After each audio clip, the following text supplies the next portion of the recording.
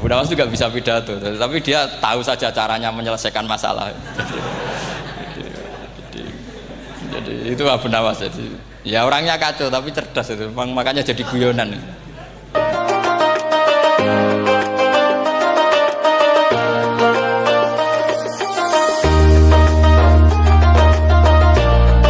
Banyak cerita yang macam-macam. Ya, Abu Nawas itu, makanya ini cerita anekdot. Jadi riwayatnya nggak jelas tapi lucunya jelas. Jadi itu. Dia itu mangkel punya tetangga profesor ahli astronomi. Adiknya aku mau iso omong tok. Abu Nawas mau pinter molak-malik omong, kan masyhur itu. Dia cerita hari Senin tanggal sekian lihat Abu Nawas di alun-alun mau terbang. Orang lihat semua itu Abu Nawas itu ya sudah di podium ya hanya gitu-gitu tok. Kok nggak mau terbang-terbang? Ya mau itu ya tidak. Wassalamualaikum warahmatullahi wabarakatuh. Yang bilang Abu Nawas terbang siapa? Abu Nawas mau terbang. Yang namanya mau itu ya tidak.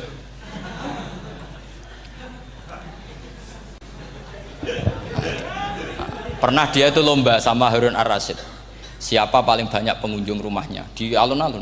Harun Rasyid bikin khemah, dia bikin khemah. Tentu cerita ini bohong, yakini ini bohong, makanya ini bohong tenang. Makanya ini anekdot, hanya guyonan.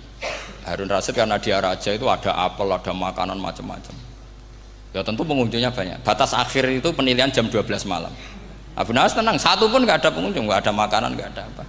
Pas jam 12 rumahnya dia, kemahnya dibakar, orang ke dia semua. Tit menang dia karena jumlahnya, bahkan Harun Rasyid itu datang ke kemahnya dia. Karena lombanya kan pengumpulan massa terbanyak, tit jam 12. Harun Rasyid pikirannya, santri ya guys, sugoi jajan nggak mesti teko, pikirannya gitu. Abu Nawas pikirannya beda, jeneng ana kebakaran pasti datang. Wis dihitung biaya khemah sama hadiahnya banyak hadiahnya. Yang ahli falak ini punya ilmu yang rasional, yang pinter sekali. Dia ilmuwan bahwa bumi itu bulat-bulat. Nah, saya lagi tren meyakini bumi flat niku ya kacau niku. Gara-gara penjelasan sing sepihak. Niku wong nganggur. Lah wong ilmuwan kok sentimennya perkara wedi dhuwit. Enggak boleh ilmuwan menyebut sentimen apa? Uang. Akhir bumi itu bulat-bulat. Jadi kalau Anda jalan ke timur terus nanti ke titik yang sama. Abu Nawas paham karena dia memang enggak ahli sains gitu. Suatu saat si profesor ini kemalingan, malingnya melayu ngetan. Terus minta tolong sama Abu Nawas, kejarlah maling itu. Kemana? Ke timur. Dia ngejar ke barat. Ditanya sama profesor, saya udah bilang larinya maling itu ke timur, kalau kejar ke barat nanti ketemu di titik yang sama. Akhirnya profesornya ngerti, oh ngenyek tuh. Jadi, nah khawatir saya nanti kalau santri-santri tidak pinter ilmu, terus pilihannya ilmu kayak Abu Nawas, jalan pintas tadi. Karena belajar falak jelimet, belajar faraid apa? Jelimet, ada aul, ada roh, terus semua ada masalah yang ruwet-ruwet terus. Akhirnya mau olah bicara. Ini musibah, inna lillahi wa inna ilaihi raji'un. Itu tidak boleh. Quran tidak mengajarkan itu. Quran tetap mengajarkan ilmu meskipun ada nilai seninya. Ya tadi nilai seni tadi misalnya Allah mencontohkan daraba wa masalah rajulan fihi syuraka. Terus kedua uniknya Quran itu begini. Setelah dipikir itu nyata-nyata lebih detail. Misalnya begini. Ketika Allah mencontohkan ba'udah itu nyamuk. Itu orang-orang kafir itu bilang gini, ya Muhammad, Tuhan Anda kehilangan stok ilmiah. Sehingga contoh itu enggak yang dahsyat tapi sekedar nyamuk. Wong nyamuk kok digawe contoh. Mbok ya contoh itu dinosaurus, tak jerapah, tak apalah yang keren itu. Mosok contoh apa? Nyamuk. Terus Allah menjelaskan innallaha la yastahi ayyadriban apa? Masalam ma. Contoh apa saja? Apa saja itu ditafsiri ba'udatan fama fawqaha. Entah itu nyamuk, fama fawqaha atau yang di atasnya nyamuk. Maksudnya di atasnya itu fil killah atau fisighor atau yang di atas nyamuk yang lebih kecil ketimbang nyamuk. Sekarang saya contohkan kata Rasulullah, contoh yang kecil saja, nggak usah bikin nyawa, nggak usah, itu terlalu mustahil. Seorang pemahat patung, terus kamu pesen, Pak aku gak eno patung gajah, mesti muni sanggup. Tak muni Pak gak eno patung gajah, ukurannya ya semestinya gajah, oke. Tapi Pak agekno patung nyamuk, ukurannya ya sak nyamuk. Kira-kira sanggup apa ndak? Artinya ketika Allah gawe nyamuk itu lebih sulit ketimbang gawe gajah apa lebih mudah? Lebih sulit. Karena nyamuk yang sudah kecil, dia punya alat kelamin terus seberapa juga. Alat kelaminnya juga tetap harus ada lubangnya terus seberapa juga. Temen saya malah ada yang cangkem elek bilang gini, lalu ya punya kuman, kumannya seberapa?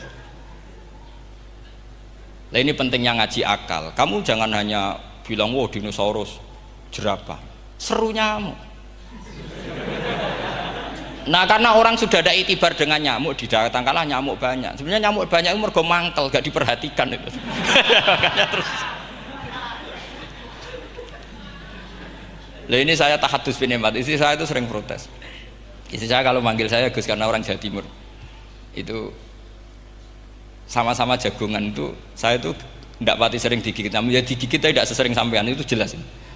Terus saya tanya, Gus punya doa apa, kenapa tidak pati begitu digigit nyamuk? Saya bilang, karena saya sudah tahu hikmahnya nyamuk. Jadi harusnya dia sudah tidak nyerang saya, kata saya itu. Makanya ini ijazah, agak mandi salah sampean itu. Karena tadi logika yang terbangun gitu.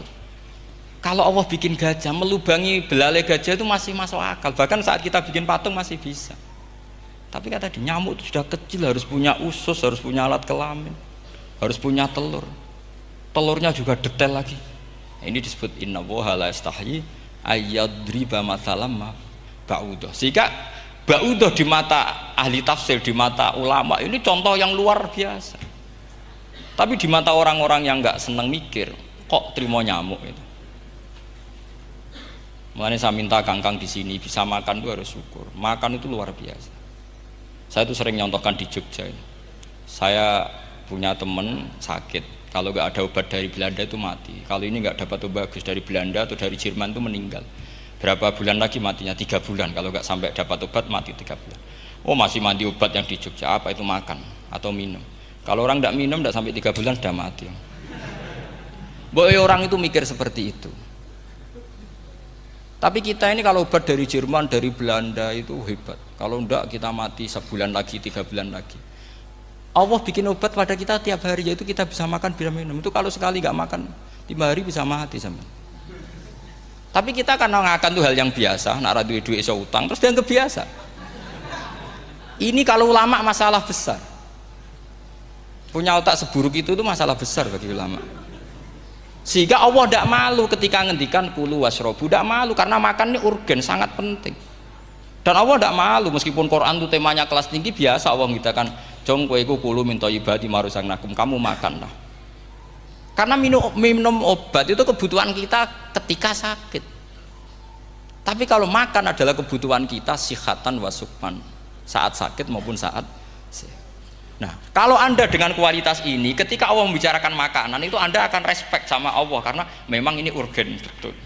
Tapi kalau Anda cara berpikir gini, hanya cari goro ibal ilmu yang aneh, yang seru, kamu baca ayat itu akan menjadi biasa-biasa saja. Dan itu masalah bagi mahabbah Anda pada Al-Quranul Karim.